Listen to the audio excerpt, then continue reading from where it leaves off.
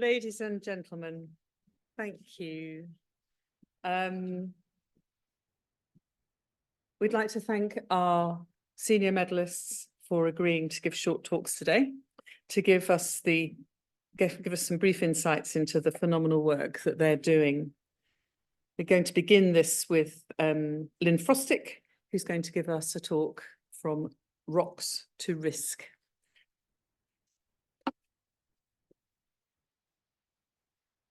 Are you happy advancing your own slides?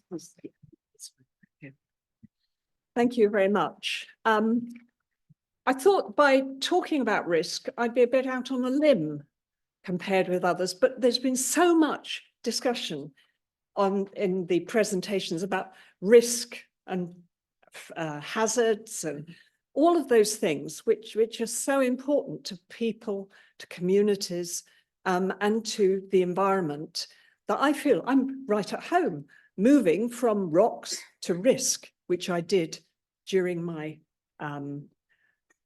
career as a geologist or a geoscientist or an environmental scientist. I never knew quite what I was. I was somewhere in there. And from rocks to risk is definitely the story of my life as a geoscientist, which you won't be surprised to know started nearly 60 years ago when I discovered a course offering geology A-level, which I did, and I never looked back from that point. I had to do geology at university, even though I was told at the time that no women couldn't get jobs in geology. That was what I was told. You couldn't get into the oil industry or the extractive industries because there was still a law on the statute books which said women and children can't work in mines.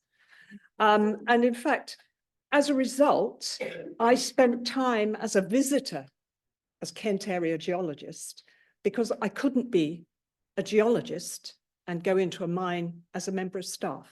So I had no insurance. It was just basically, well, you come as a visitor or you don't do the job.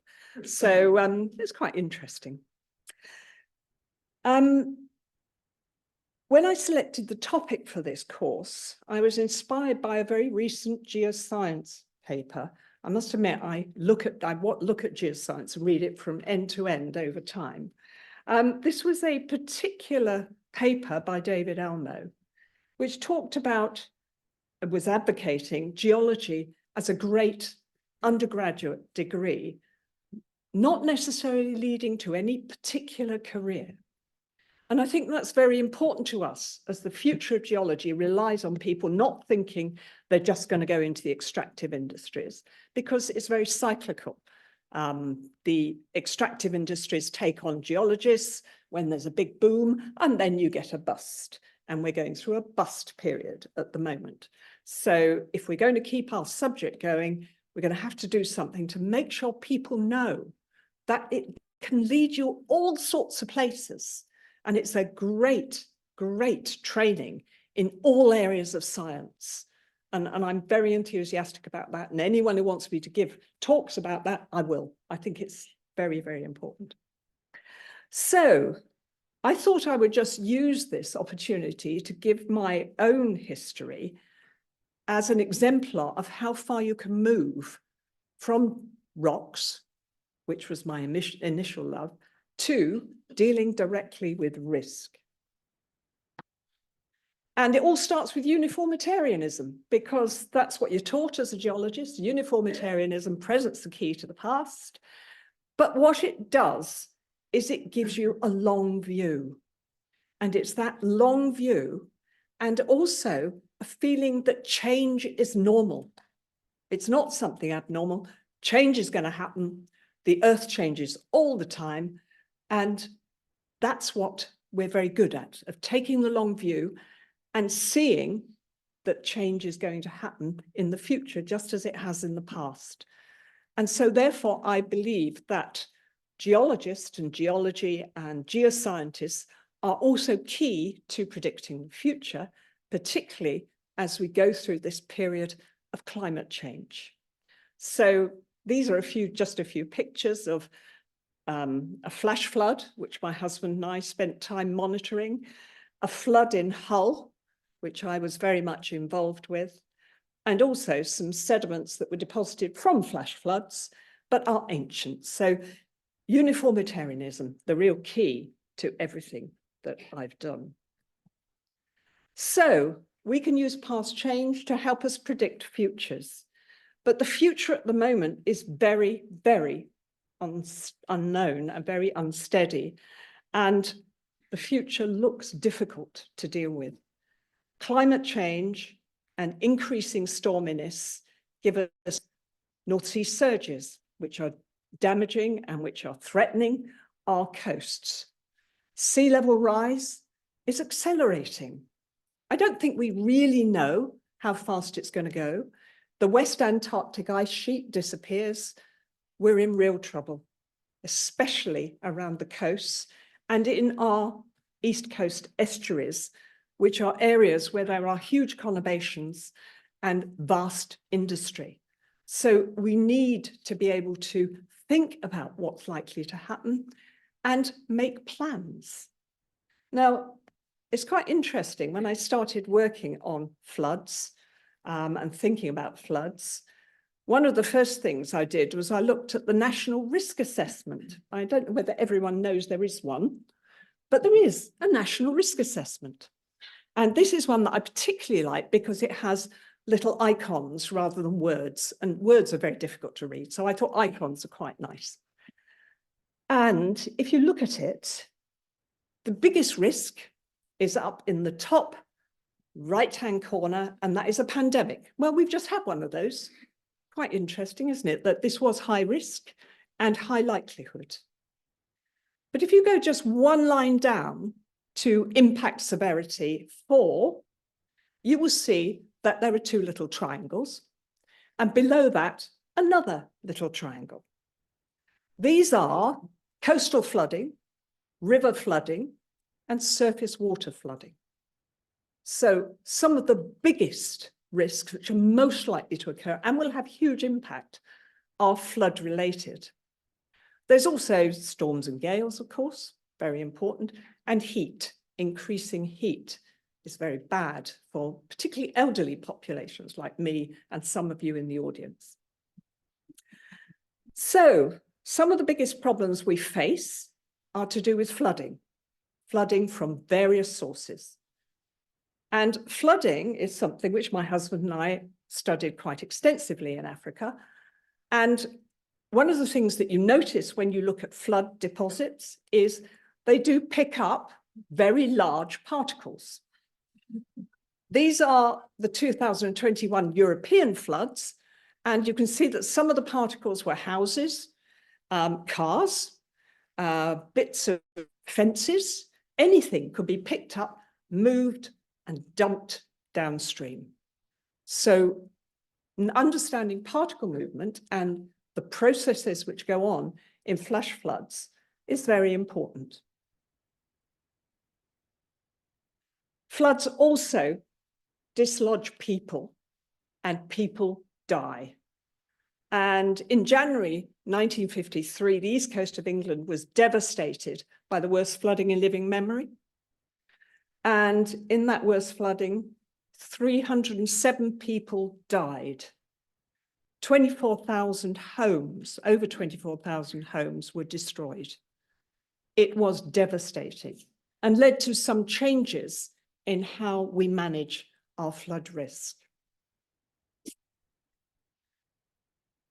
I became involved in dealing with flood risk in 2007, when Hull was very, very badly flooded by surface water.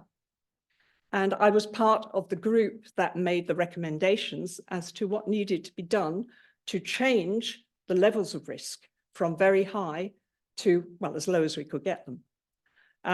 The need for warnings, the need for clear plans and responsibilities, and also looking at risk across a whole water body, a whole catchment. And these were adopted by the national report by Pitt, which came very hard on the floods of 2007. So as a result, I decided when I retired from full-time work, I would apply to become a member of the board of the Environment Agency, And I was appointed and I was given the responsibility for flooding and coastal erosion. And I want to just show you two of the things I'm most proud of, and they came very much out of my cross-disciplinary ideas, my work with my husband on flash floods, and also what I did when in the 2007 floods. First of all, I was one of the people who led the development of a new strategy for England, a particularly different strategy because it was long-term and it looked at the long-term, and that came from my geoscience background. But it looked at developing climate resilient places, a nation ready to respond to flooding and coastal change, and making sure the infrastructure was robust. And all of those things are necessary if we're to be resilient to climate change and its effects. I also got the Environment Agency as a whole to start looking at the total catchment rather than looking at individual parts of it. So natural flood management was something which had never really been done much before. Mostly we put in big walls, bits of metal, all sorts of things. But while I was there, I got them to look at various areas of natural flood management, planting trees, helping to reduce surface water, flood attenuation by putting in flood storage, the sort of having more bogs around rather than fewer bogs, quite useful. Agriculture is still a big challenge, but getting agriculture to store more water. Locating development in areas away from risk, and where you do put in redevelopment, putting in sustainable drainage systems. And this was all part of what I helped to do at the Environment Agency. It achieved something. I was quite proud of the fact that I managed to make something change, and I think it was worth doing. I do have another couple of things: site design, self-help solutions, flood defences. Of course, you need to engineer some things, and I know there's lots of engineers around here, but on top of engineering, you need to support that engineering as much as you can. And natural flood solutions do that. And if all else fails, you make sure people are informed. Warning and informing people is vital. Since that time, I came off the Environment Agency board 2 years ago, but I'm still involved in the Humber. And we're looking at long-term strategies for these low-lying coastal areas, particularly in the Humber and in the Thames. So there's a Thames 2100 strategy, if you want to read it. It's quite interesting. And there's a Humber 2100 plus. We had to beat the Thames at it. You have to have the plus there. Which is looking at how you adapt such a low-lying area and its population to what's going to hit it in the future as sea level rises and as storminess increases. So I'm still involved in all of this. I'm very proud of where my geology background has taken me. And I hope this gives you a little bit of insight into how I moved from rocks to risk. Thank you very much.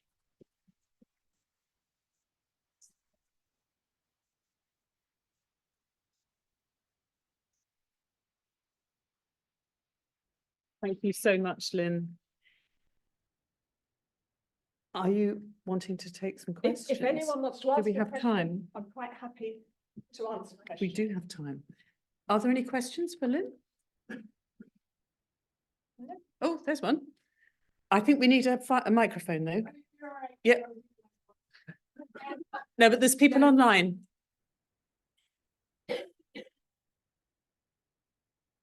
Hi, that was super inspiring. Thank you so much for sharing, making a difference. So I'm really interested in the flood solutions that you were overseeing with the Environment Agency. How easy was it to sell the soft solutions like restoring bogs versus hard engineering? What was that a particular fight, or how did that work? It was a fight. It started off as a fight because the executive director that I first started working with was very hard engineering solutions. Nothing else. He said I couldn't prove how the other solutions would work. And I said, well, if we can't prove it, what we need to do is do the research, which would allow us to prove it. So that was one of the steps that we took. A complete survey of all the possible solutions that are around was done. There was an analysis of all the literature on them, and that inspired a NERC call for natural flood management, which I think funded something like 4 or 5 large projects looking at natural flood management. So that was all a consequence of saying, well, look, you know, we can't keep building walls higher and higher. People don't want to live behind them for a start. But then, you know, it's going to all be overcome in the end if we don't watch out. So we need to do as much as we can to support our engineering solutions with natural flood management. And yes, natural flood management, one of the answers from some of the research came that natural flood management helps a lot with small to moderate floods. So it reduces the frequency. If you get a really big flood, like the ones in Europe, everything goes. I mean, it just flushes everything out. But you can reduce the frequency quite a lot. And some of them help to reduce the height of the floods. So you do both of those things. Then you say, well, what's the residual risk? What have we got to do about that? And I think that was a big step forward. But I did appoint a different executive director who actually agreed with me. So That's clearly the key. it's absolutely key, yes.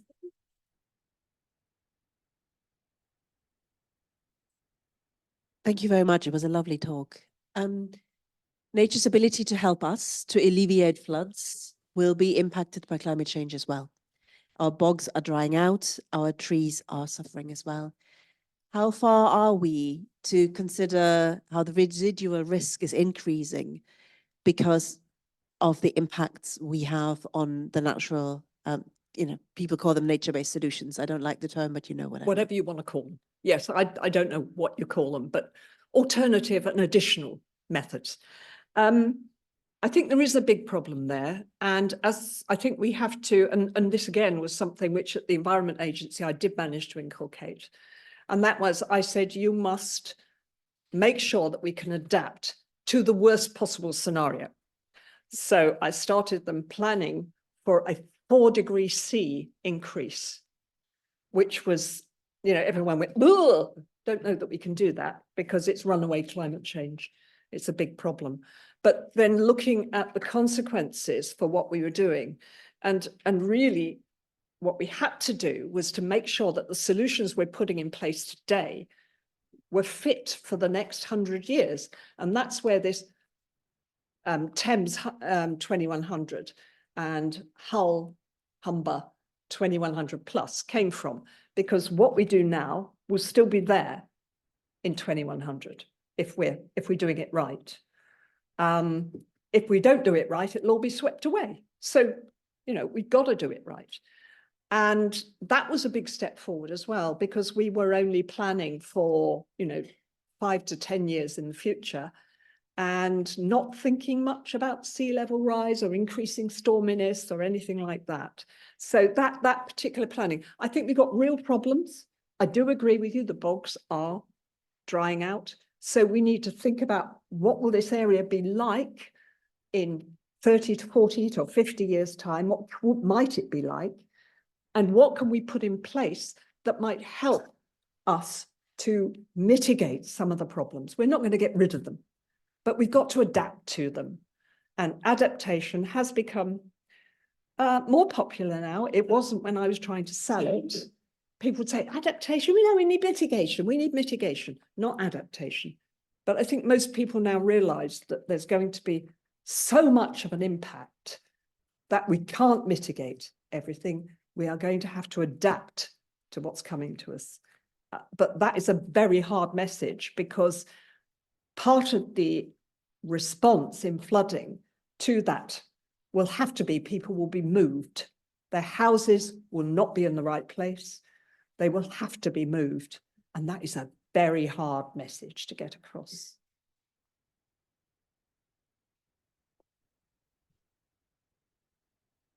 No more message. Okay, thank you very much.